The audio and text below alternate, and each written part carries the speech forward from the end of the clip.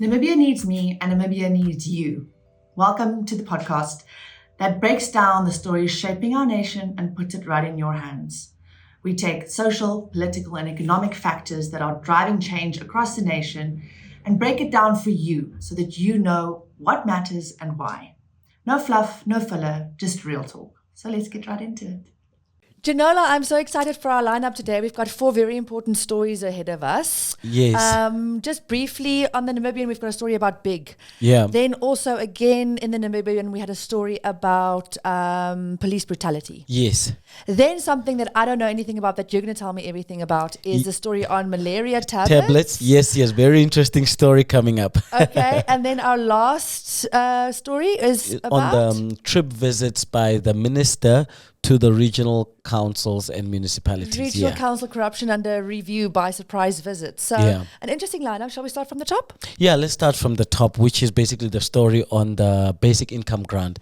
So the Committee on Social Grants as part of the National Council. So the National Council, similar to the National Assembly, has 8 standing committees. One of their committees is taking the stance on the basic income grant. Okay, so hold up. This is pretty cool, right? So the basic income grant has been a grassroots effort for very many years. Yeah. And the National Council has a standing committee that just reviewed the effects of Big on a community called the Ochevera Omitara community in Omaheke. Yeah. Incredible results. And on the basis of that, they're saying we need to apply a basic income grant to unemployed individuals between 18 and 59. 59, yeah. So, but first things first, if you can help me out with this, Janola. I know the National Council, is a legislative body that is elected once every 5 years. This year, the new ones are going to be elected. Yes. They are elected from regional authorities. Yes. Regional councils, authorities, yes. Okay. Yeah. So 3 per region get selected to the National Council. How many National Council members are there? We have 42. Okay, so but where I'm getting confused now, pleasantly surprised, is that the National Council is creating their own statements. They've got their own standing committees. I thought they were only reviewing legislation from the National Assembly, but here they are making statements of their own. This is fantastic. Oh, Tell all right. me more. So they are basically, in terms of the law, allowed to make recommendations for possible law amendments and maybe introduction of a new law.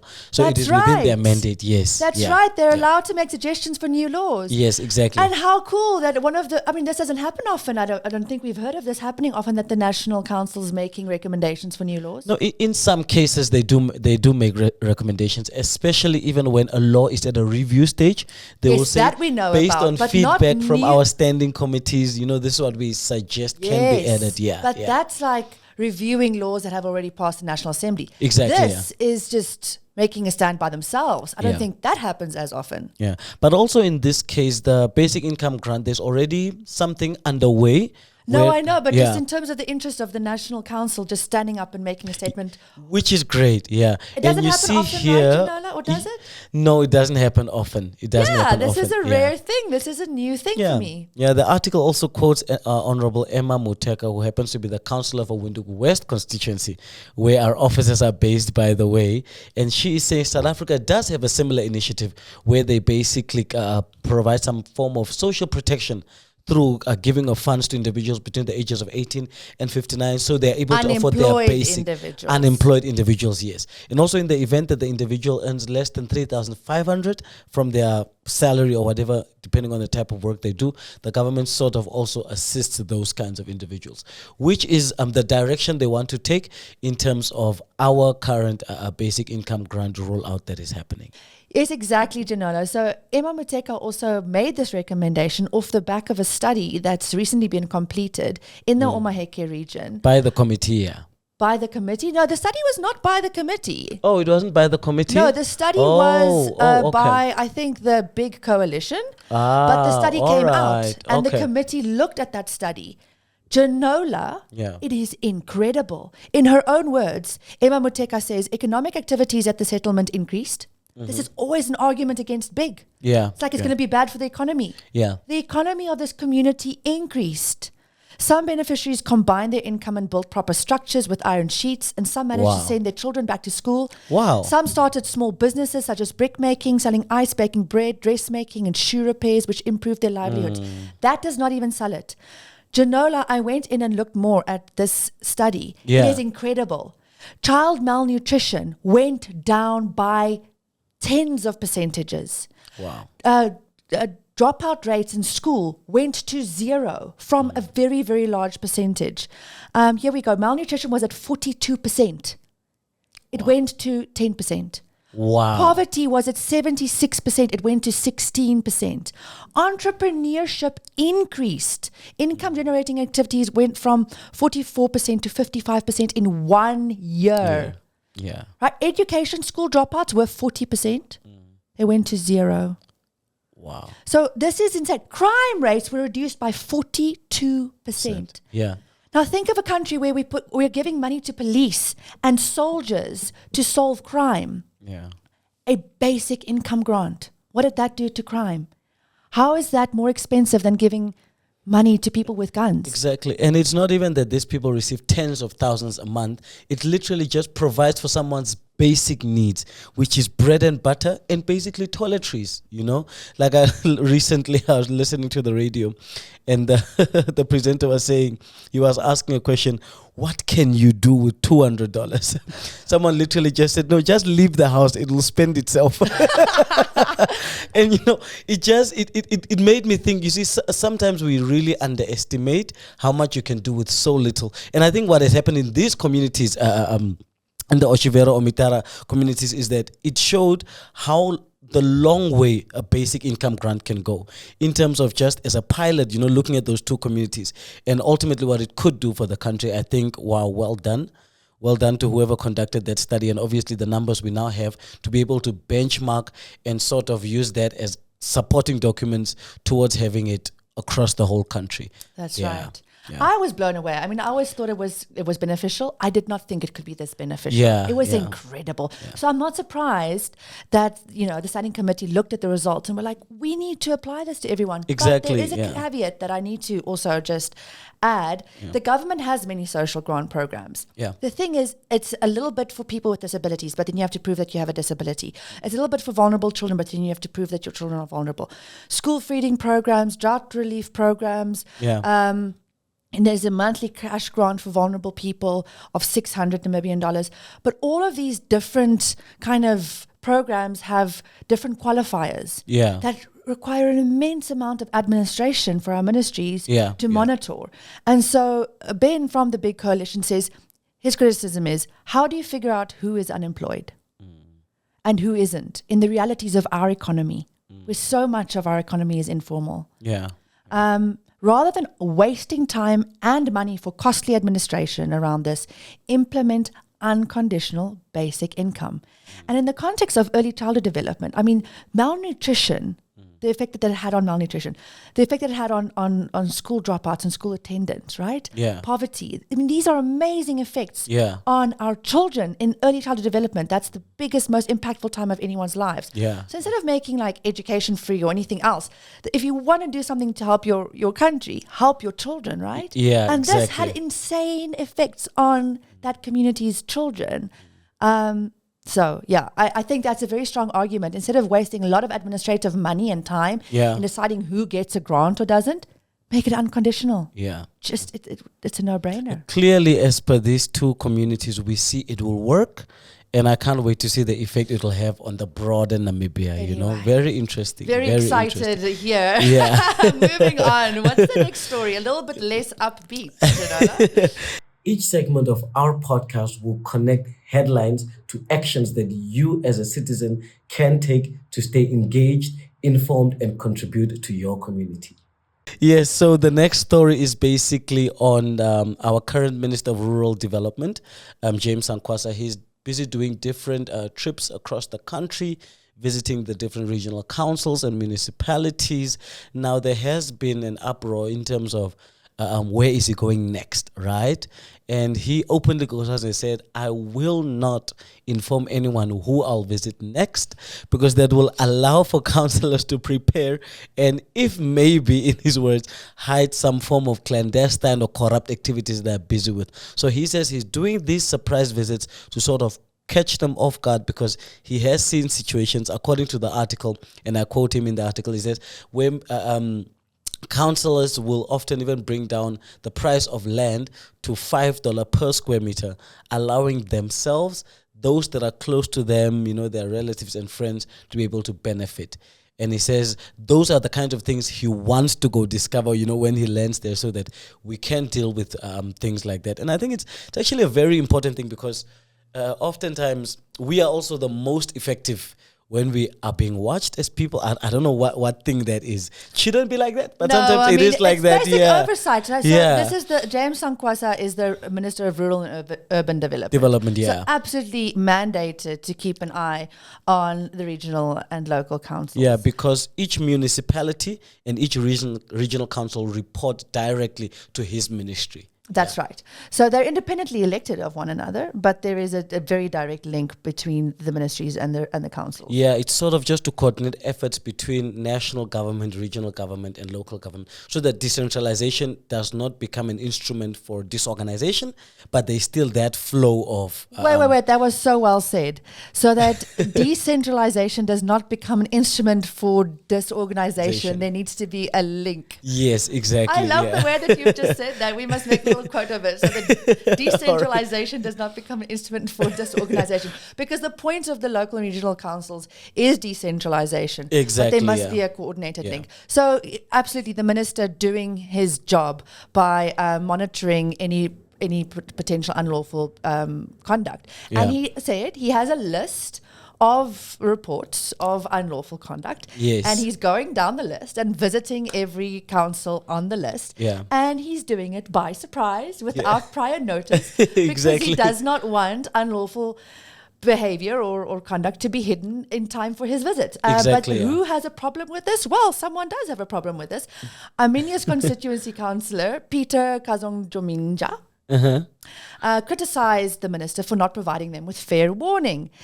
The minister responded that he does not want to provide fair warning. So firstly, the minister... I just want to get back to our mandate here of just like organizing this for people to understand. So how many ministries do we have now, and how many ministries did we have before? Okay, so we used to have 21 ministries. Now we only have 14, I believe. That's right. Yeah. Okay, so as of the new presidency, we've gone down from 21 to 14 ministries. Yeah. You know so much of this just off the top of your head, Janela. Yeah. No, it's actually very important if you're in the civic education space to know these things, because there's no way you can teach people about civic education and yourself you are not aware of the realities on the ground. Yeah, but the amount of information you have at the drop of a hat is impressive, nonetheless. Yeah. Okay, so the minister said the job of the councillors are what? What is the job of the councillors, just to emphasize this again? All right, so if we are talking regional councillors specifically, well, I don't fully agree with the minister's statement, because he says that the regional councillors are responsible for water, sanitation, and electricity waste management provision, which is not entirely true. Yes, he said the job of the councillors is provide housing, electrification, sanitation, water and roads. I think he was being specific to the local authority councillors, because that is directly their mandate. Okay. Obviously, for regional councillors, It's their more mandate, planning. it's more planning, which also means that within their reports or requests to the municipality, they are often mandated to inform the municipality about these things. Yes. In which streets are there potholes? In which streets are there not enough lights and things like that? So councillors only come in as an information person to the municipality in terms of that, the regional council, but it is not directly within their mandate. Yeah. Great. So interesting for us to, clarify these things so that everyone Yes. just gets used to No, it. I'm Ethne, I learning know more a every lot of time. times when we go to the regions, people always want to crucify their regional councillors because they think that they are responsible for there's no boreholes in their particular area, or there is no street lights and things like that. But they don't hold their their local authority councillor, which they also elected for, by the way, accountable for that, because the councillor is in their community. Okay, It's but his I'm also a office little they're bit closest confused to, yeah. because the regional authority is responsible to a certain extent. They do the planning, the implementation, the policies, and all of not the implementation as much. Yeah, not the So they implementation. do the as well. planning and the policies. Yes. But the implementation is the job of the local authority. If it is public services, yes. So you're saying there needs to be a little bit of a distinction there. But at the end of the day, I would still say that they're both responsible. Yeah, the regional councillor, because he has oversight at the end of That's the day. right. It's his job to go to the municipalities and fight for his people and say, no, but how can you not do this by then? How does it take you 6 months to drill a borehole? Things like that. Mm-hmm. They are supposed to go there and fight for their constituency with the municipality. Yeah. And so it's interesting to see a real concerted effort by the minister saying this is a bipartisan thing. This is not a party-related thing. We must all stand together and fight corruption, essentially. And I'm going to be doing it and leaving no stone unturned. Yeah. And then some people in government being unhappy with that and just seeing who's who and what's going on. It's an interesting thing to observe. Yeah. Understanding these issues helps us to be more engaged in our communities. I think, Ethne, on that note, we have a very, very interesting story. So very recently, current member of parliament in the National Assembly, Dr. Joba Mupanda, shared documents on his social media platform of how government procured malaria tablets from outside the country from a particular tenderpreneur. Tenderpreneuring is a big industry in Namibia. And what this document showed, whether they are true or not, we don't know. But what this document showed was that this tenderpreneur bought 100 tablets for $500 and then sold it to government for $1,500, making a profit of $1,000. And even if you factor in other costs, the person still makes far more than what they are spending on the product. And basically this comes as just thinking, if the review panels that accept these bids, that bring in these kinds of entrepreneurs, do they not look at possible pricing for a particular item? How are people really chosen when reaching these determinations? Because you can clearly see that the prices, it's outrageous how a small tablets can cost government 1,500. And he even mentions in his statement that not to to make the matter worse, that these are the same tablets that were deemed. He said something in the lines of they are no longer recommended, but the government still bought these tablets and government still overpaid for them. And I'm sort of also questioning our procurement process here, that there should be people in the procurement board that specifically only look at viability. Okay, so tell us more about the procurement board, Janola. Who are the procurement board and what is their mandate? All right, so is that the only check and balance or check in place for this? All right, so the procurement board basically regulates all state-owned enterprises and buying and selling among state enterprises. So it requires that bids are made out on time and that people tender, and the process is basically lawful. So ultimately, they have the mandate of ensuring that government money is spent procedurally as per the Act, and that also when things like foul play come into existence, they are the ones that sort of mitigate these things to say. So was the procurement board the same body that we were speaking about a week ago when it came to the appointment of the Windhoek High School principal? That is a different body. No, that is a whole different body. That is called the?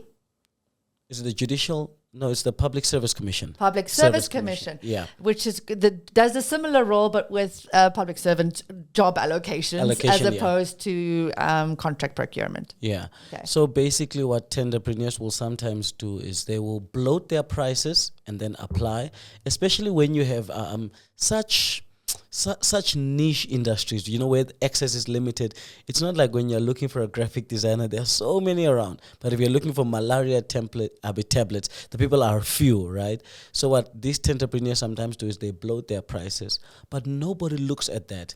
That is why sometimes when you see roads that are fixed today and then there are potholes tomorrow, even when there's no rain, it's because the person that was appointed to do that just didn't do a good job. And I think the review panel, which is like which is part of the Procurement Act, it makes a provision for a review panel to be able to look at these things and say, no, but before we get this person, how do we assure quality? How do we assure that whoever we are entrusting to build this bridge or brings these tablets, will the tablets not be expired? Are the tablets recommended as per the ministry's guidelines? Does it make sense to buy these tablets for 1,500 for 100 of those? How much are they getting it for? Someone should be able to look at these things ultimately to avoid the misappropriation of public funds, because that is it. It is pure misappropriation that you spend 1,500 on something worth $500. Okay, so you mentioned Joba Mapanda. What was their role in this? So he was basically the one that got the evidence to say that this is how much the ministry is paying, this is how much the tenderer is actually paying, and then he just shared the things on social media with the plight that he sees that this is not right, this is not how the procurement process should be. There should be someone looking out that people don't swindle government like this. And who do you think that should be? You mentioned earlier... The procurement board, yeah. So the procurement board needs to be better organized? Yes, is that what they you're need saying? to be, yeah. Their review panel needs to be better organized. And then you also mentioned the Auditor General earlier this week as being an office that would do well to have oversight, that would have, because the would procurement that also board... come in here? Yeah. So the procurement board is basically still a public entity, which would still fall under the Office of the Auditor General's oversight, yeah. Okay, thank you. No, very interesting story. I was so surprised, so surprised. What was the surprise for you? Is that, if you can imagine if they could do this with tablets, maybe they do the same with road construction or cleaning tenders in government. And I know just even from the streets, people always talk how entrepreneurs become easily rich. And it's because when they tender, they put in so little and get so much out of government. There needs to be proper checks and balances to ensure that before we offer this tender, is it really worth what we're paying for? Let's possibly look at when this person will do the work, where will their suppliers be? Is it within the price range? So that way we know we spend public money right. You just don't waste money like that for something you could have paid 750 for 100 tablets.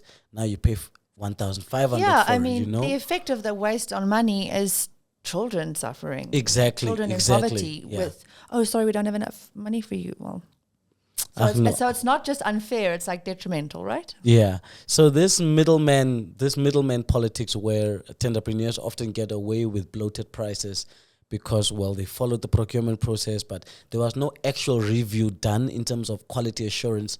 That is a big issue in Namibia. Yeah.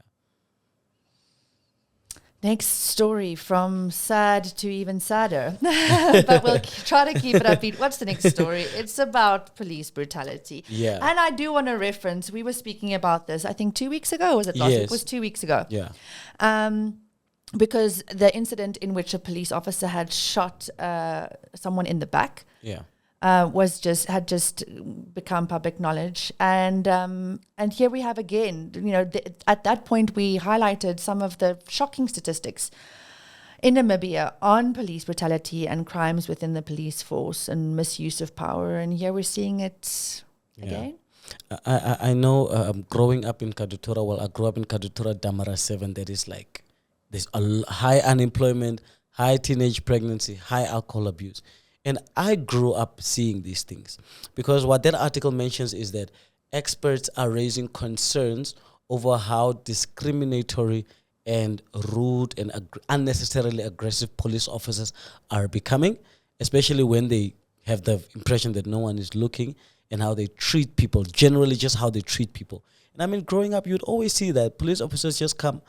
We don't ask questions, just start beating people and then say, yeah, now we can talk. And you see that kind of attitude, it creates a sense of, like the article says, people now become more afraid. People no longer will have trust in their security apparatus because they now see them too as perpetrators, because if they are acting like Well, because they are criminal. It is Exactly, criminal it is to walk criminal, up yeah. to a human being and assault them. Yeah. And having a police uniform on does not give you the right to do that. Yeah. Back in the day, I also used to be part of a protest against a young man who was shot while he was handcuffed in Katutura, not far from my neighborhood where I grew up. And we literally took to the streets to say justice for Johnny, because this young man was shot while he was in handcuffs, because they felt like he was resisting arrest, and therefore, and the law does state you cannot shoot someone that you have already handcuffed. Like, it's not legal, according to the Criminal Prosecution Act, and it had happened in that case. But over the years, you see how police, even with the story we read last time, how police often use their badge as an instrument to show strength or power illicitly, and often the impact that has is that communities begin to trust police less and less. And the more that happens, crime rate increases, because if people cannot trust police to get things done, and they are quiet about things like drugs being sold, because now they're just like, if the police act like this, let the boys be selling their drugs, because police are also not going to do anything about it, or they will just come and shoot our boys. So you always have these very deep social issues that are intertwined when police create an environment that makes it less conducive for people to interact with them. Yeah, very weak community policing.